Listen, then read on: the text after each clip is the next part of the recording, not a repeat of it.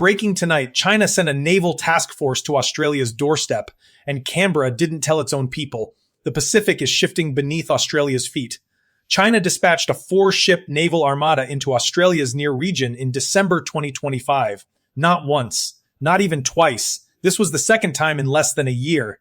And when it happened, Australian officials said nothing. No press conference, no public address, no warning. Everyone assumed China's naval ambitions were limited to the South China Sea. Financial analysts believed Australia's geographic isolation provided permanent strategic insulation. Defense commentators assumed Beijing lacked the logistical reach to project sustained naval power to Australia's shores. They were all completely wrong. Canberra, February 11th, 2026.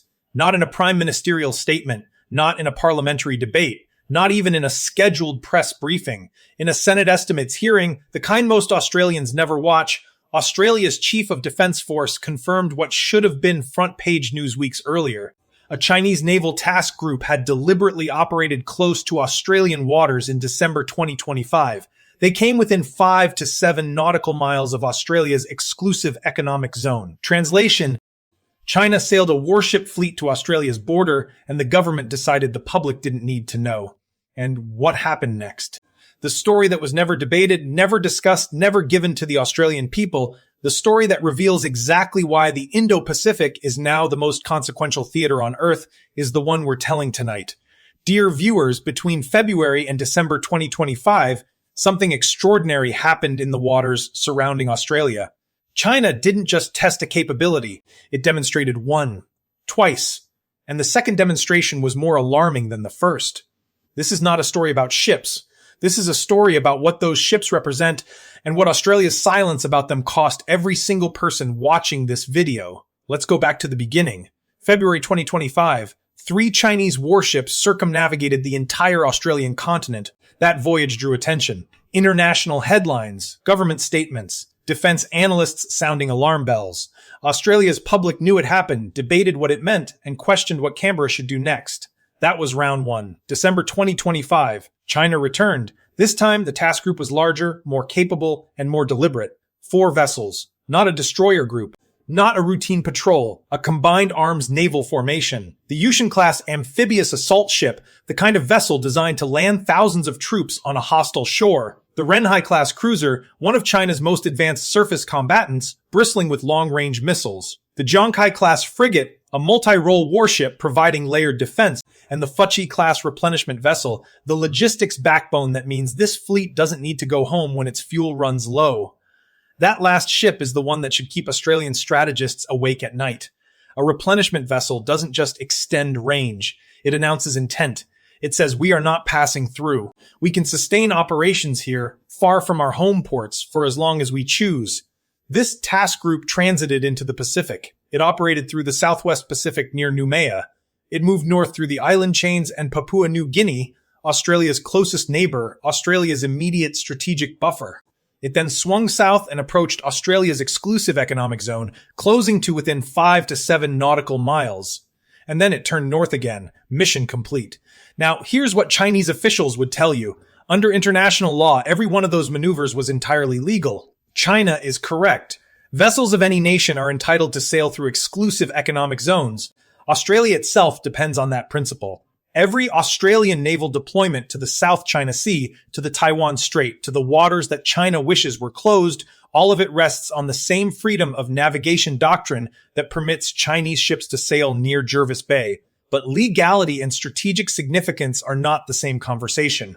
When Chinese naval forces sail through the Taiwan Strait, they are transiting a recognized international corridor between the South China Sea and the Western Pacific.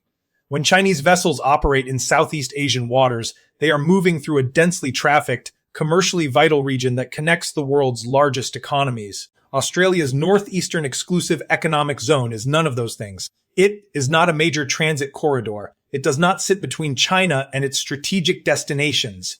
There is no routine operational reason for a 4-ship Chinese naval task group, including an amphibious assault ship, to approach Australia's waters from the Pacific, transit through Papua New Guinea's neighborhood, and then close to within nautical miles of Australian territory.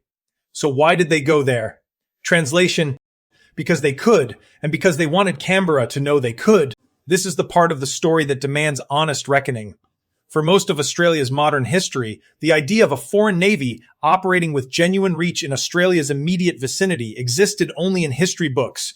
Japanese submarines in Sydney Harbour in 1942, a threat neutralized within days by Allied power. Geography was the great insulator. Distance was the great defender. That era is over. China has now demonstrated, not theorized, not projected, not war-gamed, demonstrated the capacity to deploy a sustained, multi-capability naval task group into Australia's near region, not once, twice in the same calendar year, with a vessel class specifically designed to project amphibious military force. Jennifer Parker, one of Australia's most respected naval strategists, writing for the Lowy Institute, put it precisely: few countries have historically possessed both the capability and the intent to operate naval forces in proximity to Australia. China is now demonstrating both capability and intent. That combination is what changes the strategic calculation permanently. But here is where tonight's story becomes not just a defense briefing, it becomes a story about democracy itself. Australians were not told about this deployment as it happened. They were not given a briefing, a press release, a prime ministerial address, or even a background notification. The information surfaced only because a senator asked the right question in a parliamentary hearing that most citizens will never see. The Chief of Defense Force confirmed it weeks after the fact in a format designed for policy professionals, not for the 30 million people whose coastline these ships approached. Think about what was lost in that silence. Australia's political leaders regularly tell the public that the country faces, in their own words, the most challenging strategic circumstances since the Second World War. They repeat this phrase in speeches, in budget announcements, in AUKUS briefings. It has become almost a slogan, and when an event occurs that gives that phrase concrete, tangible, undeniable meaning, 4 Chinese warships, including an amphibious assault vessel approaching Australian waters, the government's response is silence. That is not responsible statecraft. That is a missed opportunity of profound consequence. Because here is what a transparent government could have done. When the December task group departed and the intelligence picture was clear, Canberra could have stood before the Australian public and said, "This happened. Here is what it means. Here is why our defense investment matters. Here is why AUKUS exists. Here is why the decisions we are making today about submarines, about supply chains, about northern base infrastructure, here is why all of it is not abstract, not to provoke panic, not to manufacture crisis, but to build what Australia desperately needs and currently lacks: genuine, informed, public understanding of the environment the country is navigating. Strategic preparedness is not only about platforms. It is not only about defense budgets, however chronically underfunded Australia's remain. It is about psychological and civil readiness. It is about supply chains resilient enough to survive a contested Pacific. It is about a public that understands what is at stake and has made peace with the trade-offs required to protect it. None of that can be built in secret. None of it can be built in Senate estimates hearings that most people never see. Australia is a democracy. Its people are not fragile. They do not need to be protected from the truth of their strategic circumstances. They need to be trusted with it. The world that Canada's Prime Minister Mark Carney recently called a rupture, a fundamental break from the post-Cold War order, is not a future scenario. It is the present reality. Multilateral institutions are weaker. The restraint on the use of force that governed international politics for 3 decades has eroded. Major powers are moving pieces on the board with a directness that would have been unthinkable 15 years ago. In that world, Australia's silence about Chinese warships at its doorstep is not caution. It is a failure of democratic accountability.